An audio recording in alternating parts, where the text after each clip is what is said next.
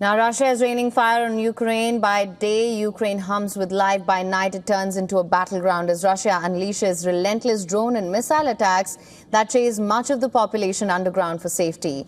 After 2 nights of hammering Kyiv and Lutsk, Russia carried out a fresh attack in Kharkiv, the second largest city of Ukraine. The authorities claim the drone assault damaged a maternity hospital. Patients were left terrified as windows shattered, shards of glass fell onto the beds, leaving families rushing to shelter their babies. But Russia maintains that it does not target civilians or civilian infrastructure. We woke up and heard a very loud whistle. My husband and I got up and rushed to our little one, and at that moment there was a hit and the windows shattered. Thank God we are alive and unharmed. We grabbed our son and ran to the basement. The horror didn't stop there. Russia launched another drone attack, and this time it targeted Odessa, the port city near Black Sea, which is the third largest city of Ukraine. Authorities say at least 9 people suffered serious injuries in the strike. Russia claims to have struck Ukrainian military airfields and facility.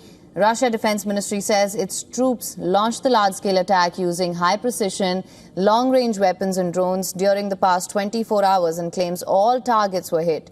The Russian army says it repelled multiple attacks by Ukrainian army in Kharkiv, Donetsk, Dnipropetrovsk and other directions. As the fighting rages on, the Kremlin says Moscow expected proposals from Ukraine on the dates for the new talks with Kyiv. Russian Foreign Minister Sergei Lavrov says he outlined Vladimir Putin's position on settling the Ukraine war during a meeting with top U.S. diplomat Marco Rubio the day prior. The U.S. Secretary of State says Lavrov shared new ideas on resolving the conflict, which he promised to present to the U.S. president, but played down the prospect of a breakthrough when asked by reporters. Both Rubio and Lavrov kept the suspense on without revealing any details of the new idea. Trump has called for a new NATO deal between the U.S., NATO allies and Ukraine over weapons shipments from U.S. This is for the first time since returning to office that Trump will send weapons to Kyiv under a presidential power frequently used by his predecessor.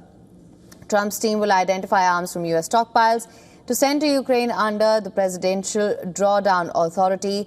All eyes are now on Monday, as President Trump said that he will make a big announcement. For now, all fingers are crossed, waiting for what he will say. Russian drones hit a maternity hospital in Ukraine overnight. I know.